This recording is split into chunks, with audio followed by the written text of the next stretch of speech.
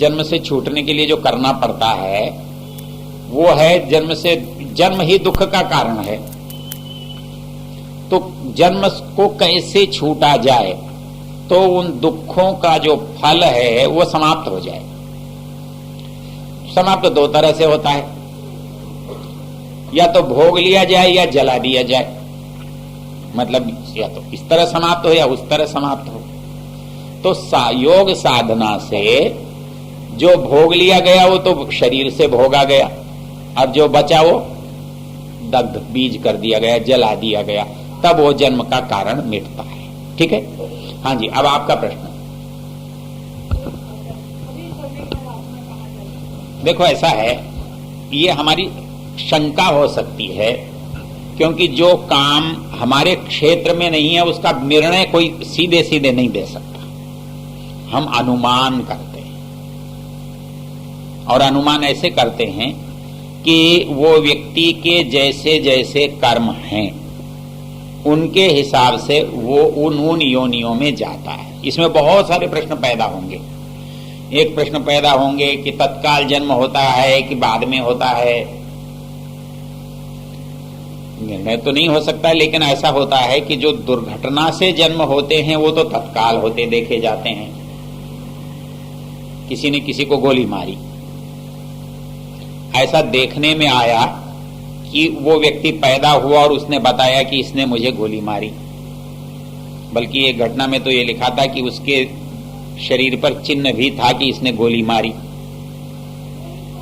कोई दुर्घटना कहीं गिर के मर गया या कुछ हो गया, उसका पता लगा कि उसका ऐसा हुआ था। ऐसी ये घटनाएं हैं, इनसे अनुमान होता है, बाकी कोई निश्चित नहीं कह सकता। दूसरा है कि वो किसी क्रम से जन्म लेता है या बिना क्रम के जन्म लेता है। क्रम से जन्म लेता है तो उसमें यह होता है कि आत्मा जाता कहां है। तो आत्मा का जो विचरण करता है वो है अन्न में, जल में, वायु में, मतलब भोजन आदि के द्वारा वो शरीर में प्रविष्ट होता है। तो इसके लिए क्रमशः जाता है या सीधा जाता है। तो सामान्य रूप से दो सिद्धांत मिलते हैं। एक तो उपनिषदों में प्रकरण आता है जलौका। जलौका कहते हैं वो एक जो पक्षी एक कीड़ा होता है, वो बरसात में जब चलता है तो इस पैर को तब उठाता है जब दूसरे को कहीं पर टिका लेता है। तो उनके हिसाब से ये होता है कि हमारा मरते समय ये निश्चित हो जाता है कि कहां जन्म होगा। दूसरा सिद्धांत ये है कि इस आकाश में अनंत जीव विचरण कर रहे हैं, तो अनंत की व्यवस्था हम तो नहीं समझ सकते, लेकिन अनंत की व्यवस्था को अनंत समझ सकता है। हमारा सामर्थ्य थोड़ा है इसलिए हम उसको नहीं समझ सकते, लेकिन जिसका सामर्थ्य है, जो व्यवस्था कर रहा है, वो तो जान सकता है।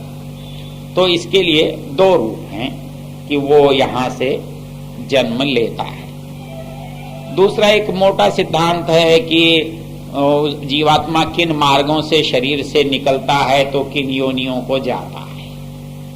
मतलब यदि ब्रह्मरंध्र से निकलता है तो मुक्ति को प्राप्त होता है, ऊपर के मनुष्यता को प्राप्त होता है, अधो मार्गों से जाता है तो निम्न योनियों को। ये एक कल्पना है, कितना सही है कितना गलत है ये कहना तो कठिन है। और अंत में जाकर समस्या ये आती है कि ये व्यवस्था इतनी जटिल है कि हम उनका निर्णय नहीं कर सकते, हम केवल अनुमान कर सकते। ठीक है। हाँ जी, ऐसा है, याद रह सकता है क्योंकि उसके पास है, लेकिन सबको याद नहीं रह सकता। याद रहने लगे तो बड़ा संकट भी हो जाएगा।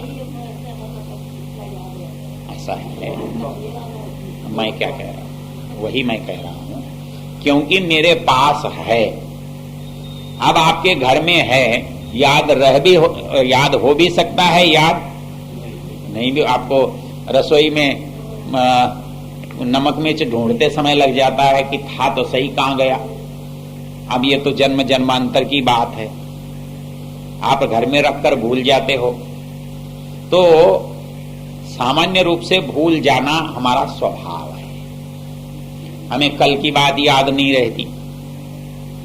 आज सवेरे क्या सुना था आपसे पूछूं तो सवेरे का याद ही नहीं मिलेगा, पता नहीं कुछ कहा तो था, क्या कहा था। तो इसलिए भूलना तो स्वभाव है और ये उचित है। क्यों कि पिछली सारी दुश्मनी याद रहती तो क्या करते फिर। सामने वाला मिलता तो यही कहते तूने मेरे पिछले जन्म में ऐसा ऐसा किया था, तो इस बार फिर बदला लेना पड़ता।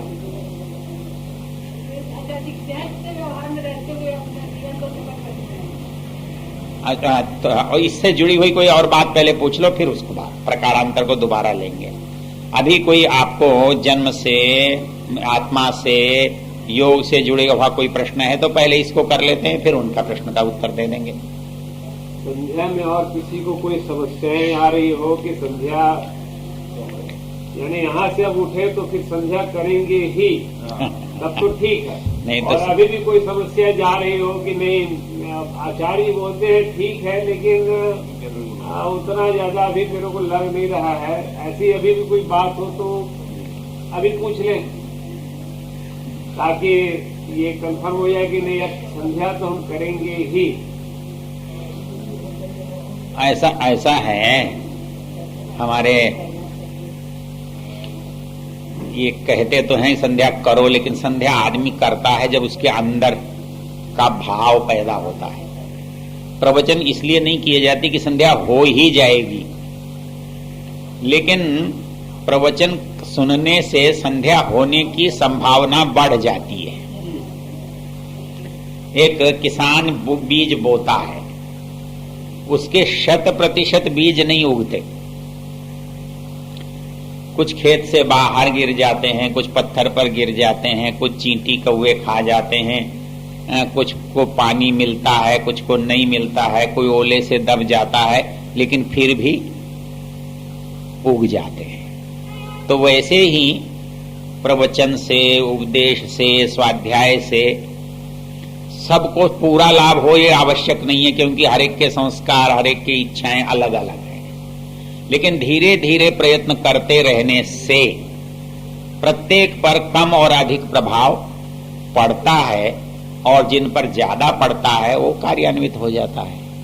इसलिए निरर्थक तो कभी नहीं जाता, लेकिन 100% तत्काल हो जाए ऐसा संभव नहीं है। तो ये हो गए प्रश्न।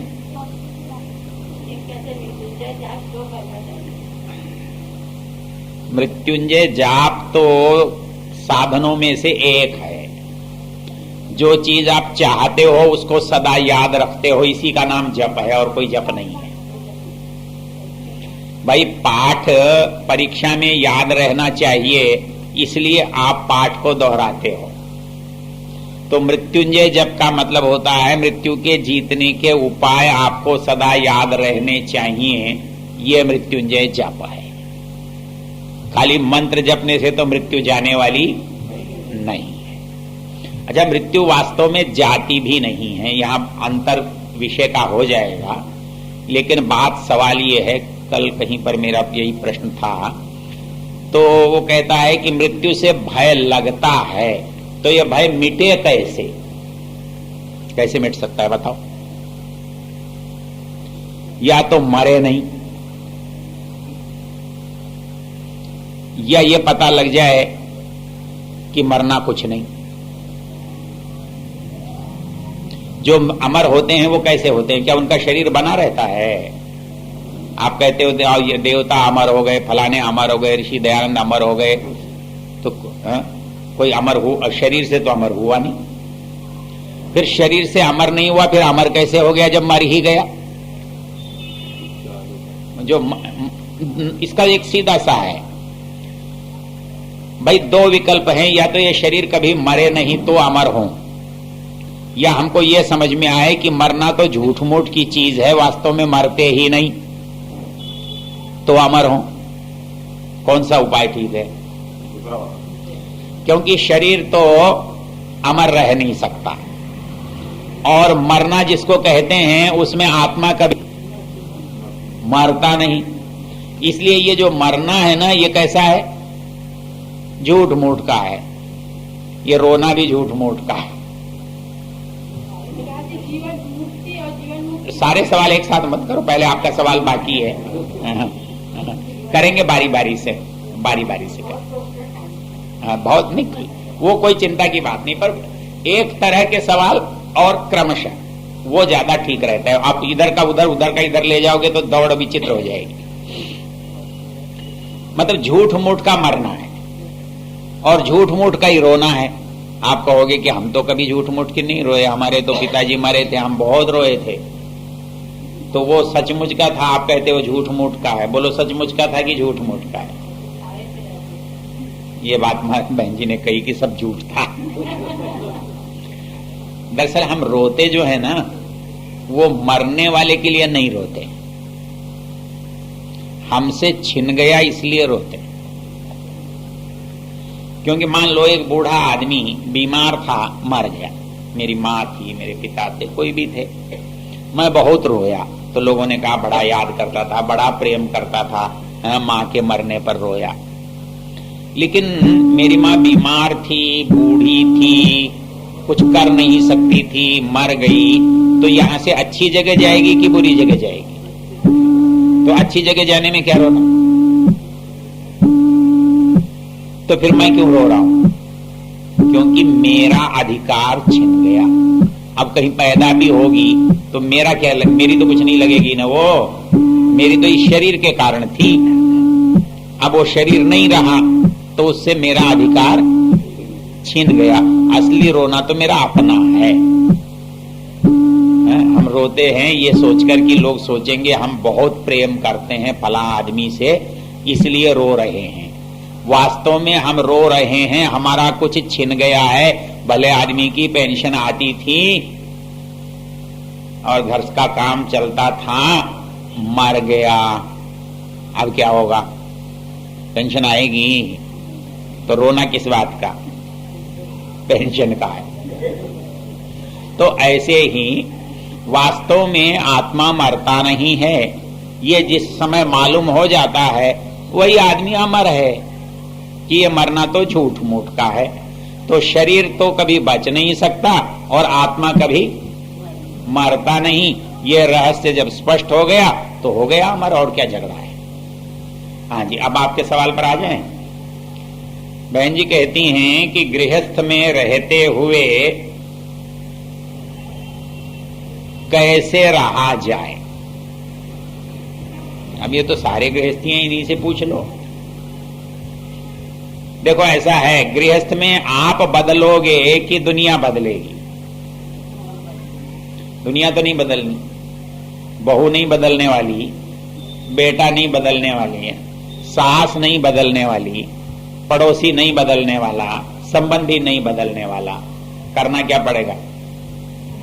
आपको ही बदलना पड़ेगा। तो आप कैसे बदले? इसके लिए योग दर्शन का एक सूत्र याद करो। मैत्री, करुणा, मुदिता, उपेक्षाणाम, सुख, दुख, पुण्य, अपुण्य विषयाणाम भावनातः चित्त प्रसादनम। कहता है दुनिया में रहोगे तो चार तरह के लोग हैं, वो सदा ही टकराएंगे। चार तरह के। कौन कौन से? यहां तो बहुत तरह के हैं। चोर भी कई तरह के, डाकू कई तरह के, तस्कर कई तरह के, कोई राजनीति में है, कोई बाहर है, कोई सड़क पर है। वो कहते नहीं, कुल लोग होते ही चार तरह के हैं। कैसे? अच्छे, बुरे, दो ही तरह के होते हैं। सारी दुनिया के लोगों को यदि आप बांटोगे तो या तो अच्छे की कोटि में आएंगे या बुरे की। कम अच्छे या कम बुरे हैं तो अच्छे और बुरे। और इसी तरह का एक भेद और है, सुखी और दुखी। कहता है दुनिया में कुल चार तरह के लोग रहते हैं, चाहे घर में हो, चाहे पड़ोस में हो, चाहे समाज में हो, चाहे देश में। पुण्य, अपुण्य, सुख और दुख। अच्छे और बुरे, सुखी और दुखी आपके साथ हर समय टकराएंगे। आपका कोई संबंधी किसी समय सुखी होगा, किसी समय दुखी होगा। कभी वो अच्छा करेगा, कभी वो बुरा करेगा, कोई आदमी आपको मिलेगा चोर होगा, कोई आदमी मिलेगा साधु संत होगा, कोई मूर्ख होगा, कोई विद्वान होगा, ऐसे ही टकराएंगे। अब जो व्यक्ति टकराता है उनसे आप व्यवहार कैसा करते हैं, ये इस पर निर्भर करता है। होता तो क्या है कि हम व्यवहार उल्टा करते हैं, जैसा होना चाहिए उसका उल्टा। कोई आदमी पड़ोसी सुखी था और उस पर कोई विपत्ति आ गई तो मन में बड़ी सांत्वना मिलती है, बड़ा बना था, पैर ही नहीं धरती पर रखता था, अब ठीक हो गया। तो दूसरे की विपत्ति से हम क्या हुए, प्रसन्न हो गए। और दूसरे को पड़ोसी का बेटा IAS हो गया और अपना बेटा फेल हो गया, तो हम होगा जी, उसमें रिजर्व कोटे का होगा जी, फलाने का होगा जी, सिफारिश से बन गया होगा जी, मैं कहे अपने को संतुष्टि कर लेते हैं। तो दूसरे के सुख से दुखी और दूसरे के दुख से, ये मनुष्य का स्वभाव है और ये दुख का कारण है, क्योंकि हम ये सोचते हैं अब मरा अब मरा अब मरा, मरा ही नहीं, तो जब तक उसके मरने के इंतजार में आप दुखी होते रहे, और अपने को बचाने के इंतजार में वो मर गया तो दुखी होते रहे। तो समाज में ये 4 तरह की प्रवृत्तियां मनुष्यों में पाई जाती हैं, या तो वो अच्छे होते हैं या बुरे होते हैं, या सुखी होते हैं या दुखी होते हैं। आपको सोचना क्या है? कहता है सुखी लोगों से मित्रता का भाव, कोई दोस्ती करना नहीं है इसमें, किसी को सुखी देखकर उसे दोस्ती करना है ऐसा नहीं, उसके प्रति ऐसे विचार रखना जैसे एक मित्र के प्रति विचार रहते हैं। अर्थात हम मित्र को सुखी देखकर अच्छा अनुभव करते हैं, सुख अनुभव करते हैं। तो किसी को संसार में सुखी देखो तो कहो भगवान का धन्यवाद है, बेचारा 2 समय शांति से रोटी खा रहा है, सो रहा है, भगवान ने बड़ी कृपा की है। उसको देखकर जलन मत पैदा करो, नहीं तो दुख होगा। तो सुखी को देख करके मित्रता का भाव लाना, और इसका विपरीत दुखी को देख करके करुणा का भाव लाना। हम सदा इस इंतजार में रहते हैं कि किस पर मुसीबत का पहाड़ टूटे। पड़ोसी का बच्चा फेल हो गया, किसी ने बता दिया, पड़ोसी टकराता है, पूछते भाई साहब वो रिजल्ट आ गया क्या? क्या कहे अगला? पता तो है इसको, लेकिन केवल उसे जताने के लिए कि तेरा बच्चा फेल हो गया, उसमें प्रसन्नता का अनुभव होता है। उसको उसकी कोई गलती, अरे कल वो उस थाने में कुछ हुआ था, आपके साथ हुआ था क्या? उसको यह एहसास कराना कि देखो तुम गलत हो और तुम्हारी गलती का मुझे पता है। तो ये क्या है कि दूसरे के दुख में सुख की भावना करना होना ये चाहिए। किसी का दुख पता है, आप हटा सकते हो तो हटा दो, कुछ मदद कर सकते हो तो कर दो, नहीं कर सकते हो तो शांत रहो। उसको कुरेदते क्यों? तो सुखी व्यक्ति को सुख की परिस्थिति में देख करके उससे मैत्री का भाव रखना, और दुखी व्यक्ति को देख करके उसके साथ करुणा। जैसे अपने किसी व्यक्ति को देखकर हम दुखी होते हैं, बेटे को, पत्नी को, पति को, भाई बंधु को देख करके दुखी होते हैं, वैसे ही किसी के भी दुख देखकर दुख अनुभव करना, उसको पीड़ा है ये अनुभव करना, ये है क्या? करुणा।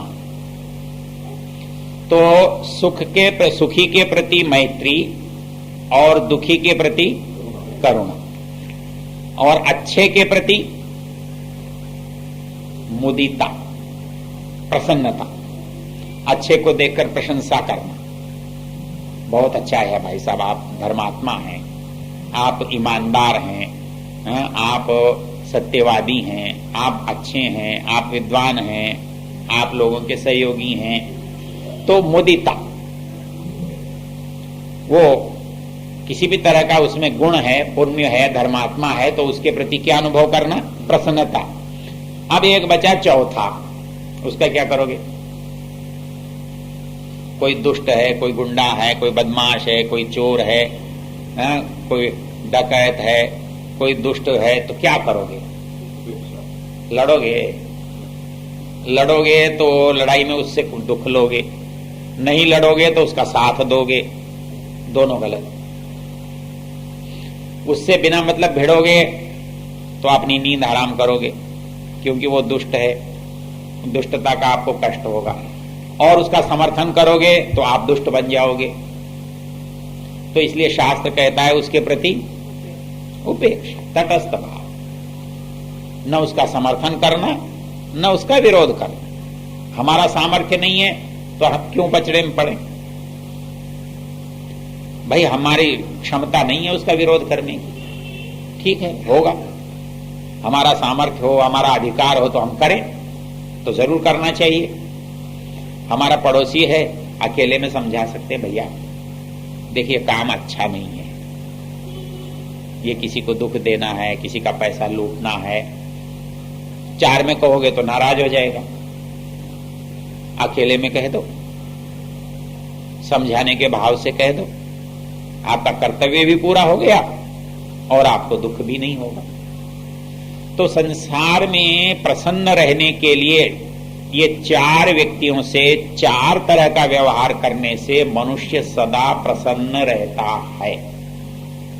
हम क्या समझते हैं, कोई आदमी कुछ कर रहा है तो हम उसे चाहते हैं इसे रोक दें, और वो रुकता नहीं है ना तो हम उसे झगड़ लेते हैं। चाहे हमारा बेटा ही है, हम उसको कहते हैं नहीं ऐसा नहीं करना, वो कहता मैं करूंगा, उससे तू मैं हो जाती है।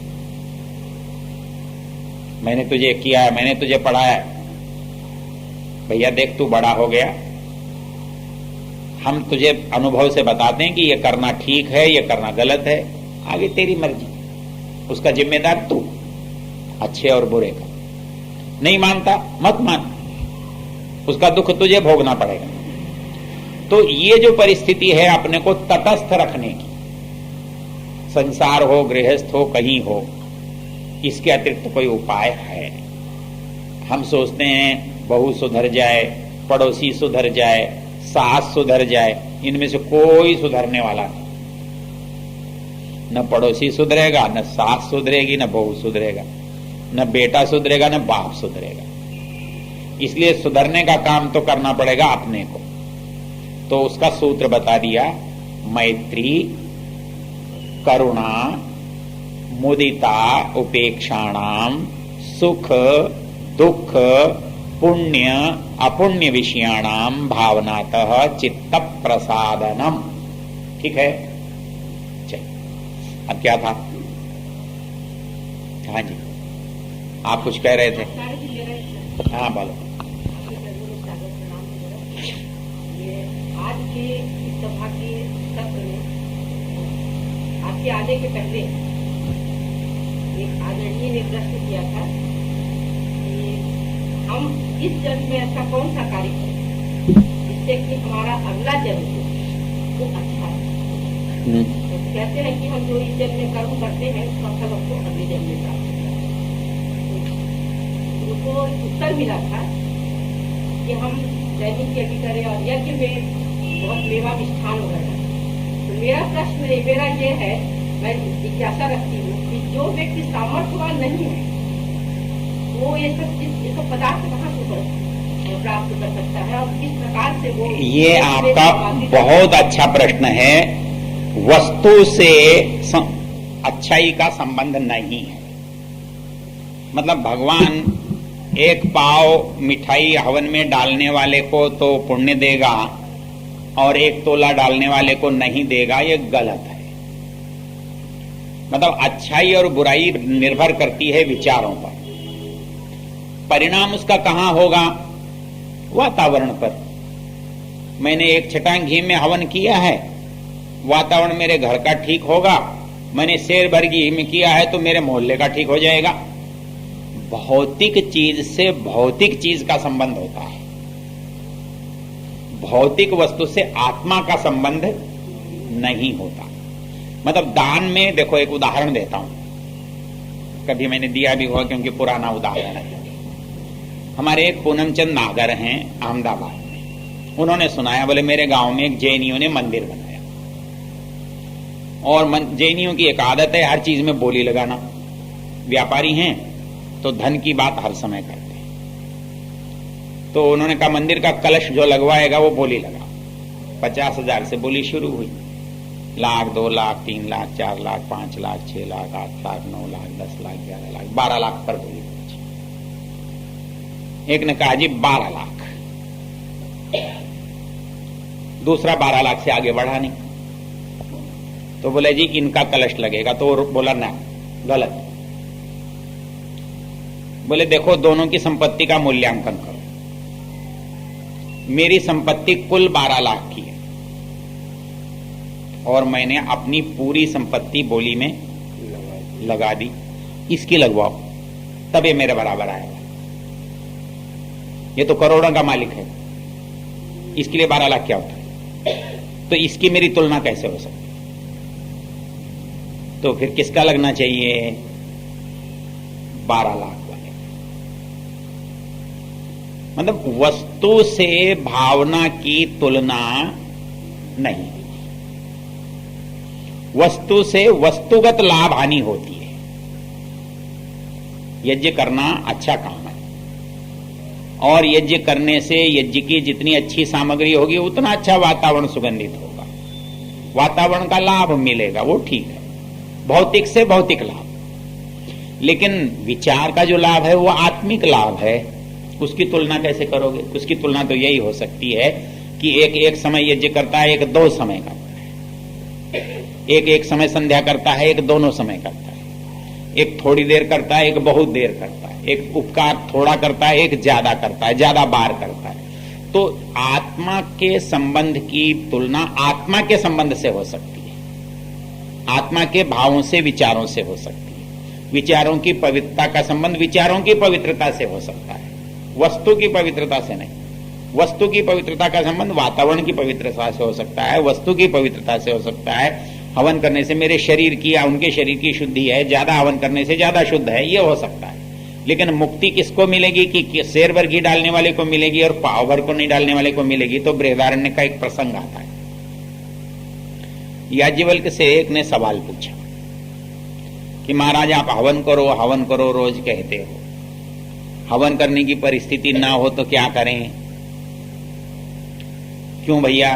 बोले कहीं यात्रा में जा रहे हैं, न घी है न सामग्री है, चले थे तब ऐसा लगा भी नहीं था कि ऐसी जगह पहुंचेंगे, क्या करें? तो बोले कोई बात नहीं, हवन तो जरूर करना।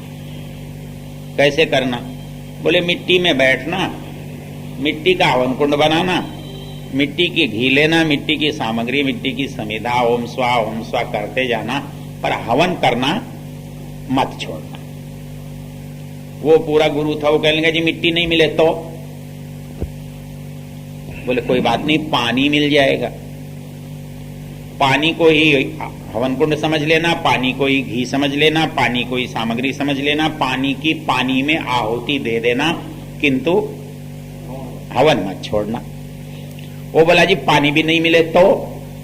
बोले कोई बात नहीं, मन को हवन कुंड मान लेना, मन को ही घी मान लेना, मन को ही सामग्री मान लेना, मन की आहुति मन में दे देना, पर हवन मत छोड़ना। तो मूल चीज क्या हुई?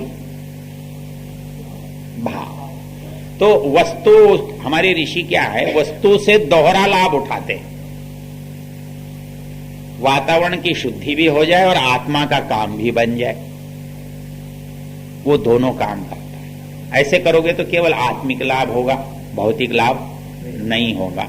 इसलिए उनका कहना यूं ठीक है कि भाई ज्यादा से ज्यादा चीजें डालनी चाहिए, अच्छी बात है, लेकिन ऐसा वो नहीं कर सकता। तो जो हमारे बाबा हैं दंडधारी, उनके पास तो कुछ भी नहीं होता, उनको तो मुक्ति फिर मिलेगी नहीं, सारी मुक्ति गृहस्थियों को ही मिल जाएगी, फिर बिरला टाटा को ही मिलेगी, अपने को थोड़ी ही मिलेगी।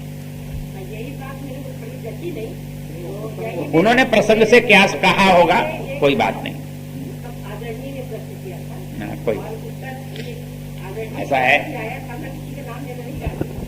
आप ये क्यों सोचते हो, आप ये क्यों सोचते हो मैंने ही कहा वो अंतिम है, इसमें और भी कुछ अच्छा हो सकता है। चलिए आगे, हो गया समय, 5 हो गए। हाँ, और कोई प्रश्न? क्या था आपका प्रश्न? ये था क्या? क्या है, पढ़ के बताओ।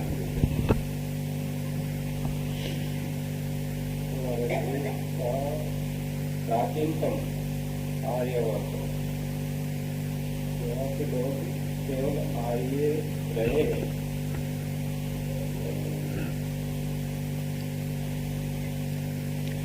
हाँ, ये आपकी लिपि जो है ना जरा प्राचीनतम है।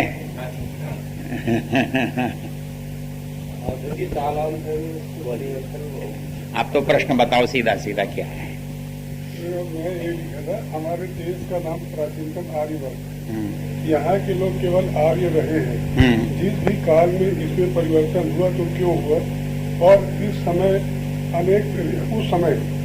अनेक ऋषि और विद्वान आर्य परंपरा को मानने वाले अनेकों लोग रहते हुए भी आर्यवर्त के और आर्य लोगों का उनमें व्याप्त वेदोक्त संस्कार, शिक्षा और मान्यताएं क्यों खंडित हो गया, और इसमें पुनः कैसे वेदोक्त किया जा सकता है? ये तो पूरा लंबा भाषण चाहिए, थोड़ी चर्चा करते हैं। ये तो पूरा इतिहास भी आ गया और भरा भविष्य भी आ गया। देखिए, मोटी सी बात समझिए कि हमारे पास जो कुछ है वो स्वाभाविक नहीं है। वेद का ज्ञान कैसा है? स्वाभाविक है क्या? स्वाभाविक है क्या? ज्ञान 2 तरह का होता है, स्वाभाविक और नैमित्तिक। नैमित्तिक मतलब कोई बता दे,